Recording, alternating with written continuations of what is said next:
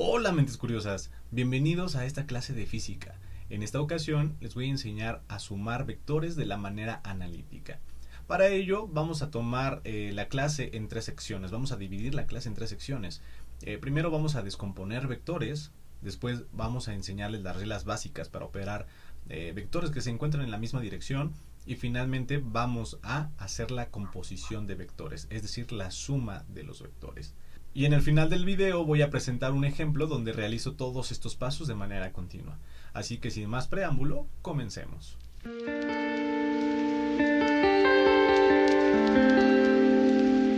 Es importante recordar que un vector es una representación gráfica por medio de una flecha de una magnitud vectorial, es decir, de una medición que tiene dirección y sentido.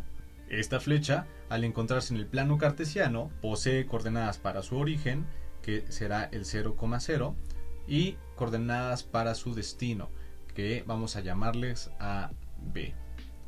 Si realizamos la proyección de este vector sobre los ejes cartesianos, es decir, sobre el eje X y sobre el eje Y, lo que estamos haciendo es encontrar dos vectores que se llaman vectores componentes y que vamos a denotar como Bx y By, en donde la componente X corresponde a la coordenada A y la componente Y corresponde a la coordenada B.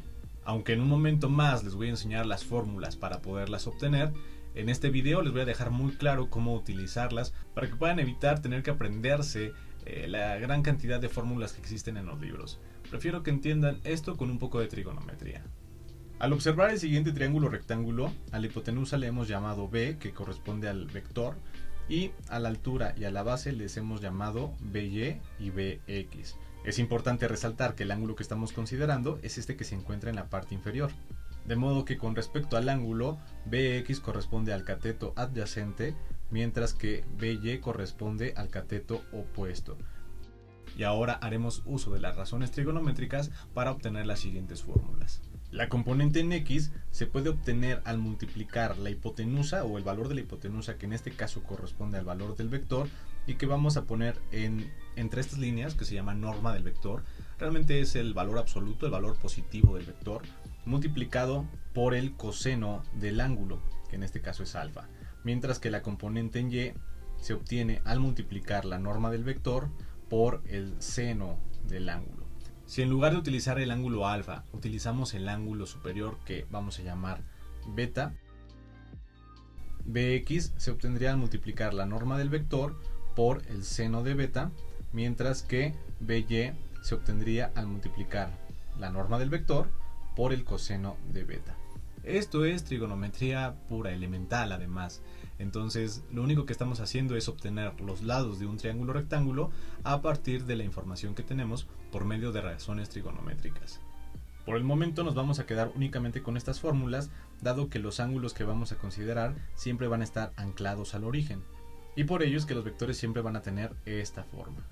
En unos momentos más realizaremos un ejercicio con valores numéricos y te vas a dar cuenta de que todo lo que te estoy diciendo realmente es algo muy sencillo. Pero antes de aplicar fórmulas, quiero mencionarte algunas reglas básicas para operar vectores que se encuentran en la misma dirección. Observa la siguiente imagen.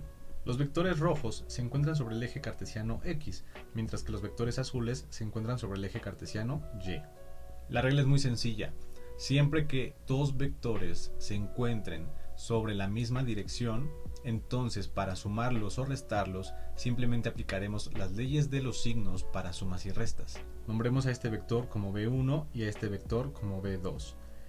Al sumar B1 más B2, lo que obtendremos será la suma de 5 más menos 3 unidades.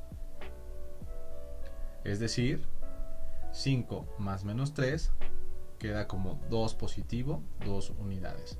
Es decir, la suma de estos dos vectores corresponde a 2 unidades, que al dibujarlo en el plano cartesiano quedaría aproximadamente por aquí.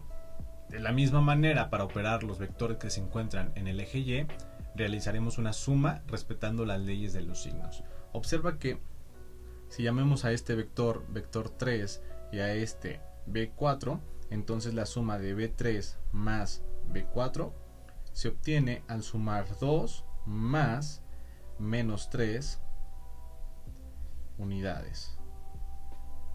Esto es 2 más menos 3 igual a menos 1 unidades. Esto quiere decir que el vector resultante quedaría aproximadamente por aquí. Este sería el vector resultante B3 más B4. Este de acá arriba quedamos que era el B1 más B2. A continuación vamos a sumar vectores que se encuentran en direcciones diferentes. Observa el siguiente triángulo rectángulo, donde hemos llamado Bx a la base, By a la altura y B a la hipotenusa. De acuerdo con el teorema de Pitágoras, el valor de B se obtiene al calcular la raíz de Bx al cuadrado más By al cuadrado. Esto se debe a que la suma gráfica de un vector corresponde a la formación de un camino. Observa, partiendo del origen, podemos caminar sobre el eje X hasta llegar a este punto, y a partir de aquí podemos dirigirnos hacia arriba en el eje de las Y hasta llegar finalmente a este destino que corresponde con el destino del vector que llamamos B. Así que analíticamente estos dos vectores equivalen a simplemente este vector con este grado de inclinación. Ahora que ya sabemos la teoría, vamos a pasar a la parte práctica que creo yo es la más sencilla. Para fines prácticos, siempre voy a trazar triángulos en el plano cartesiano guiándome por el vector y el eje de las X. Observa, a partir del vector que será la hipotenusa, vamos a trazar una base que corresponde a la proyección en el eje de las X y una altura que corresponde a la proyección en el eje de las Y. Y lo mismo hacemos con el otro vector. A partir de la hipotenusa, trazamos una base en el eje de las X y una altura en el eje de las Y. Así hemos obtenido estos dos triángulos. Al realizar la descomposición vectorial, obtendremos una pequeña alteración en los signos de los vectores componentes, pero en un momento más lo explico. Llamemos entonces a este vector By1, dado que a este le vamos a llamar vector 1, y a este de acá Bx1, mientras que a este otro vector le llamaremos vector 2, y a esta parte la llamaremos vector en Y2, mientras que a esta parte vector en X2. Vamos a concentrarnos inicialmente en la descomposición del vector 1. Los ángulos que utilizaremos para realizar los siguientes cálculos son aquellos que forman los vectores, en este caso B1 y B2, con el eje de las X, que son de 60 grados y de 20 grados. Entonces, para el cálculo de Bx1 y By1, tenemos que multiplicar, según las fórmulas que hemos obtenido, la norma del vector, que en este caso es de 12 unidades, por el coseno del ángulo de 60 grados. Mientras que para el vector Y1 multiplicaremos la norma del vector, que vuelve a ser el valor de 12 unidades, pero por el seno del ángulo de 60 grados. Al introducir estos valores en la calculadora, obtendremos que Bx1 corresponde a 6 unidades, mientras que By1 corresponde aproximadamente a 10.32 unidades. Ahora repetimos este proceso, pero con el segundo vector, es decir, Bx2 equivale a multiplicar la norma del vector, que en este caso es 4 unidades, por el coseno de 20 grados, mientras que By2 equivale a multiplicar la norma del vector, que vuelve a ser de 4 unidades, por el seno de 20 grados.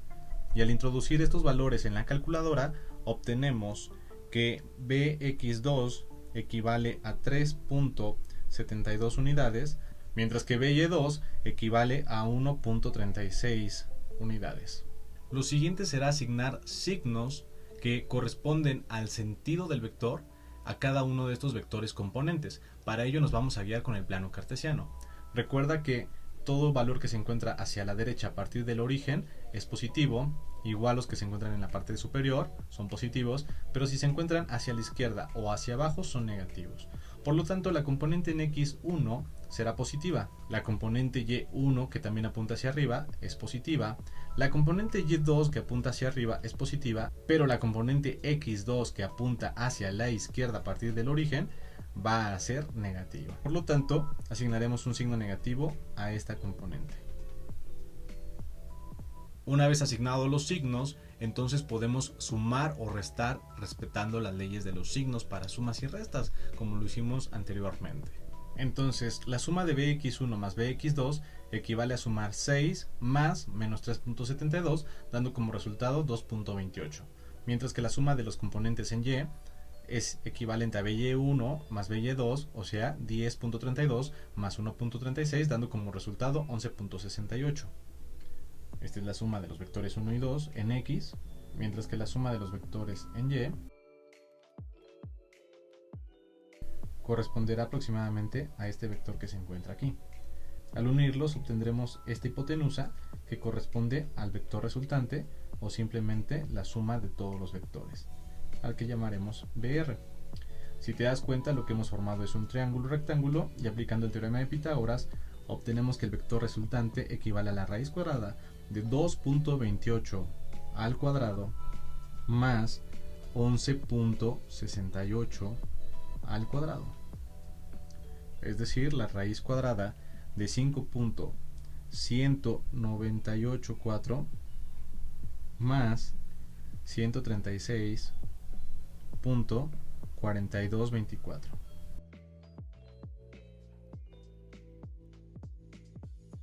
Entonces el vector resultante equivale a la raíz cuadrada de 141.6208. Y podremos concluir que el vector resultante tiene una magnitud de aproximadamente 11.9 unidades. Ahora lo único que nos hace falta calcular es el ángulo que se encuentra en esta parte de aquí, que llamaremos alfa. Para ello observemos de nuevo el triángulo rectángulo. Tenemos un cateto opuesto, que es el vector rojo, un cateto adyacente, que es el vector amarillo, y tenemos la hipotenusa que corresponde al vector resultante. Con estos datos podremos calcular el ángulo. Analicemos el triángulo rectángulo que se forma en el esquema anterior. Llamemos alfa al ángulo que se encuentra en esta parte de aquí, donde esta esquina corresponde al origen del plano cartesiano.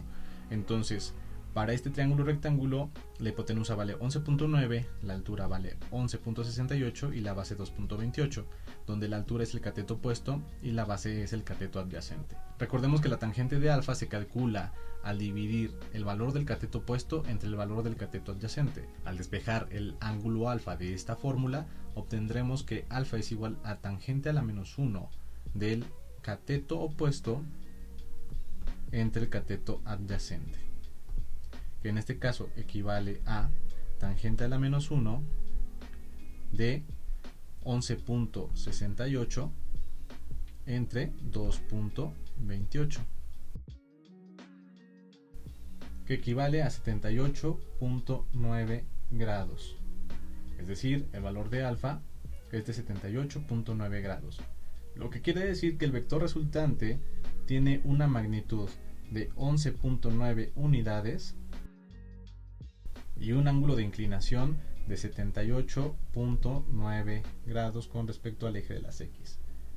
Sé que parece un proceso largo y complicado, pero realmente si dedicas un poco de tiempo a realizar unos cuantos ejercicios, te darás cuenta de que es algo muy fácil. Así que pon manos a la obra y recuerda que siempre hay algo que aprender.